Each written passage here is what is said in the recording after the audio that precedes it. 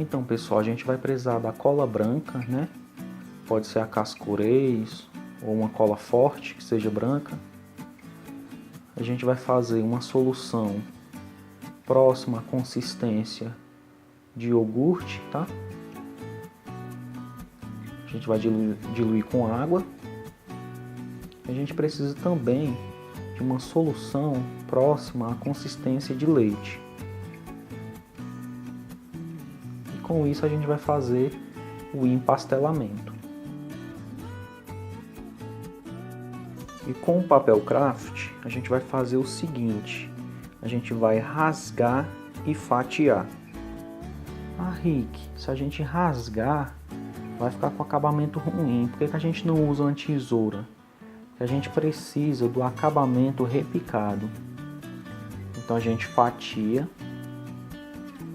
e você vai fatiar de acordo com a necessidade da peça que você está fazendo. Nesse caso é uma peça pequena, então a gente vai fatiar pedaços pequenos, né?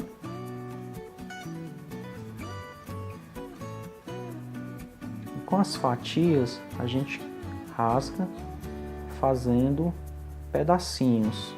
A gente pode fazer pedaços grandes, né? Pedaços médios e pedaços pequenos. E aí você vai rasgando de acordo com a necessidade. Pedacinhos menores. E agora a gente vai fazer o seguinte: essa solução com consistência de iogurte, a gente vai passar com o pincel na peça, tá? Então, lembrem-se disso. A solução mais grossa a gente passa na peça com o pincel. A gente molha o pedaço de papel na mais aguada e simplesmente coloca na peça. E aí é o seguinte: colocou na peça, passou o dedo. Qual é o macete, Rick? Você faz o seguinte: com outro pedaço você vai molhar também e vai colocar por cima da borda. Colocou por cima, tá? E aí vai fundir um papel no outro. Essa é a grande sacada do empastelamento. E assim você vai trabalhar toda a peça, tá? Sempre colocando por cima, fechando todos os buraquinhos. E aí você vai adequando o papel conforme a superfície. E a sacada é essa: molhou, vai lá, coloca por cima e vai fechando toda a área que você passou a cola, tá ok? Se você quiser selar, é só molhar o pincel e você passa por cima e aí vai selar essa área que você fez. Aí você me pergunta: tá, Rick, mas para que isso serve? E nesse caso aqui específico, a gente está usando uma alternativa para substituir o tecido, simplesmente isso. Mas o empastelamento ele é muito usado para revestir as peças de isopor e isolar da resina poliéster, tá? Porque a resina poliéster ela é corrosiva. Então, para ela não chegar no isopor, aí as pessoas costumam empastelar a peça de isopor para trabalhar por cima com a resina poliéster, né? E com fibra de vidro, tá? Mas só nesse caso de resinas corrosivas, tá bom? Mas nesse caso aqui é um meio para substituir o tecido. Caso você tenha dificuldade em adquirir o tecido, é só você usar a técnica de empastelamento. Ah, Rick, mas não vai ficar muito frágil, não? Não, depois eu vou passar um macete para deixar a peça bem rígida. Tá ok? E aí é só seguir com esse esquema em toda a peça. E aí conforme for aparecendo as curvas, os detalhes, aí você vai cortando o papel maior ou menor. Aí você me pergunta, ah, Rick, então quer dizer o seguinte, e quando eu for trabalhar com fibra de vidro, eu preciso empastelar a peça só se você for trabalhar com a resina poliéster, tá? No meu curso tem um módulo bônus, né, de fibra de vidro, onde a gente trabalha com a resina acrílica e não precisa de empastelamento, tá bom? Mas é bom você saber da técnica do empastelamento, porque você pode precisar, né, trabalhar com outro tipo de resina e aí precisa isolar a peça. Então, pessoal, não tem segredo, é só continuar com esse mesmo processo na peça toda, tá ok? Vai tampando os buraquinhos.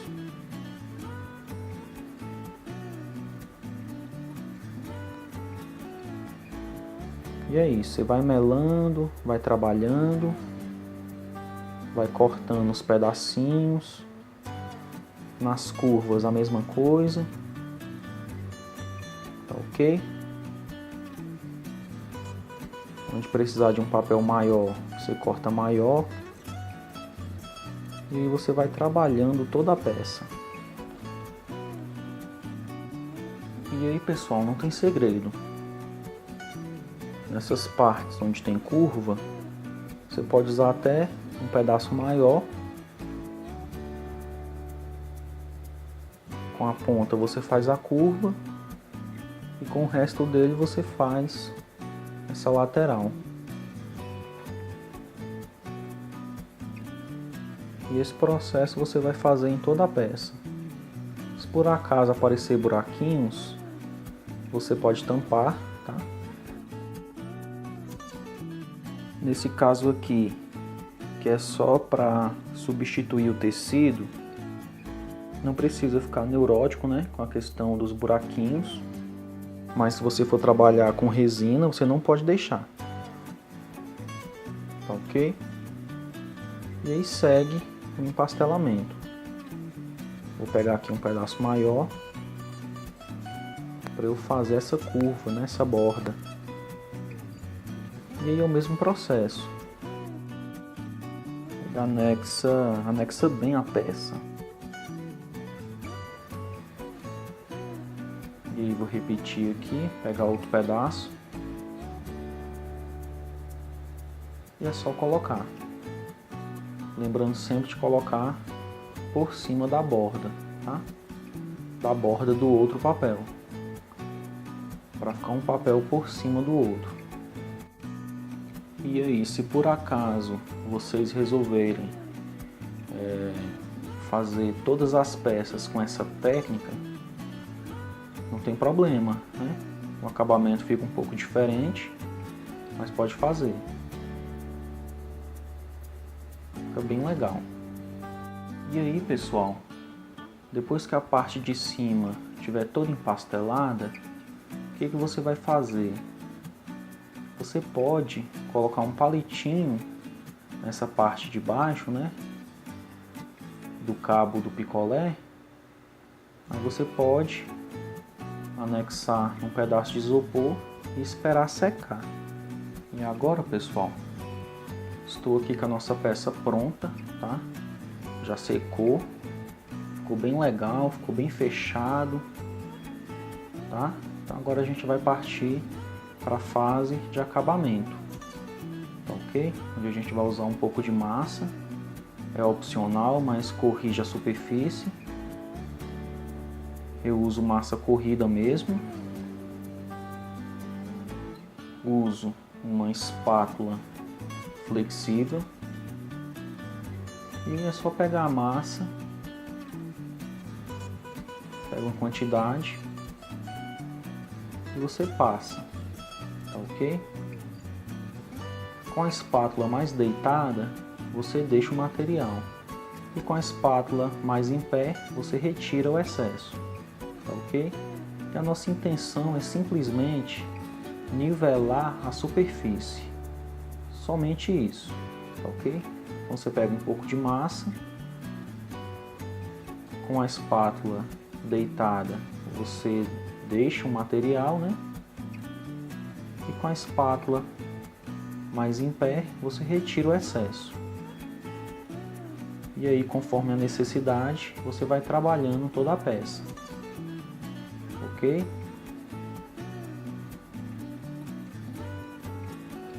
E aí depois a gente lixa essa massa. E lembrando, pessoal, que a massa, ela que vai deixar a nossa peça mais lisa, né? Mais bonita. Então é por isso que a gente precisa trabalhar com a massa. Pode ser massa acrílica? Pode também, né? Eu prefiro a massa corrida e ela não fica tão frágil porque a gente faz um verniz, né, artesanal, e aí a gente consegue fortalecer essa massa, tá ok? Agora é só passar na peça toda e a gente partir para o acabamento, né? Que no caso vai ser lixar. Já estou aqui com a peça seca, tá? Eu fiz a massa só em cima. O palitinho eu deixei rústico mesmo, que eu quero um acabamento mais rústico. E agora a gente vai lixar essa parte de cima, que vai ficar com acabamento mais liso, né? E o palitinho de madeira a gente deixa rústico mesmo, tá ok? Então agora é só trabalhar com uma lixa, né? No palito não precisa, só trabalhar com a pintura. Eu vou pegar aqui a minha lixa e a gente vai alisando toda a superfície, tá ok? Não precisa de muita força para a lixa não perfurar o papel. Simplesmente alisar essa camada de massa. É simplesmente isso. Você vai retirando alguns pedacinhos, né, de massa que fica, algumas veias, uns carocinhos, algumas imperfeições, né? Você vai tirando com a lixa. E é aquele mesmo processo. Você vai correndo com a lixa. Não precisa fazer muita força, para você não acabar chegando ao papel. E aí quando estiver liso, já está no ponto da gente dar uma camada de tinta. Tá ok?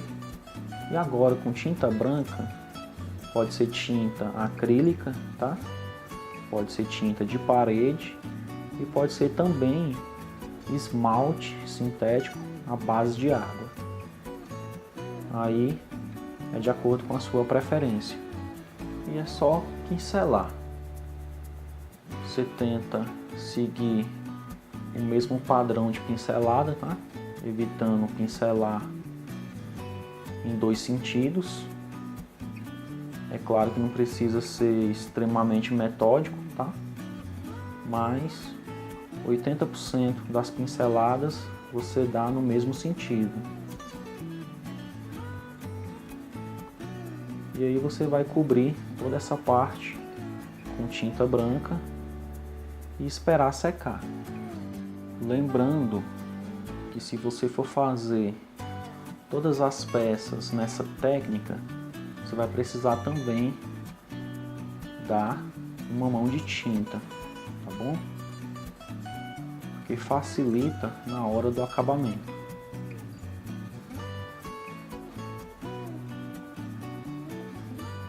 E depois é só colorir, né? E fazer o acabamento com a pintura aerográfica, que é o que vai dar a beleza do nosso trabalho.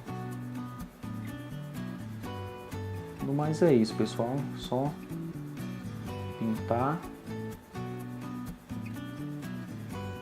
e depois partir para os outros processos.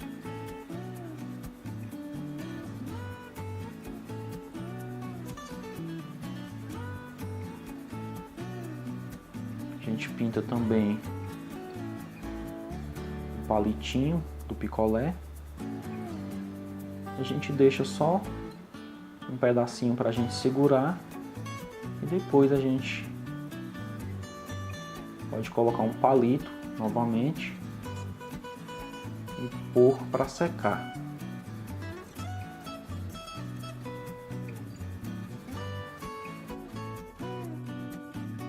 Estou terminando aqui.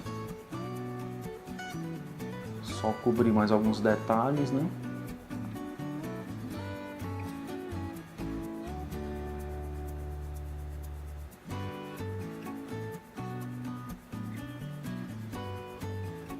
E aí colocar para secar, para a gente fazer a parte que tem cor.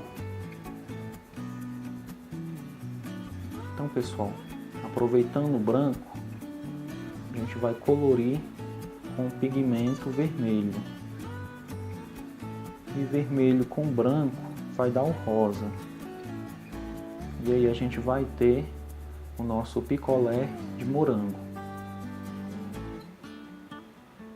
Só misturar bem. E quando atingir o rosa, já está no ponto. Eu gosto de usar a tinta pura, porque ela cobre mais rápido. Quando a gente dilui com água, pode escorrer, né? Então, com o pincel, você vai aplicando uma camada.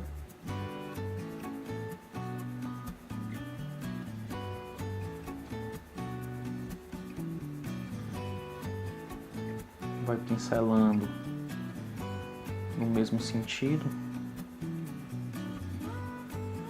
pelo menos 80%, né, das pinceladas ser no mesmo sentido, mas é claro que você pode variar para alcançar alguns detalhes, né?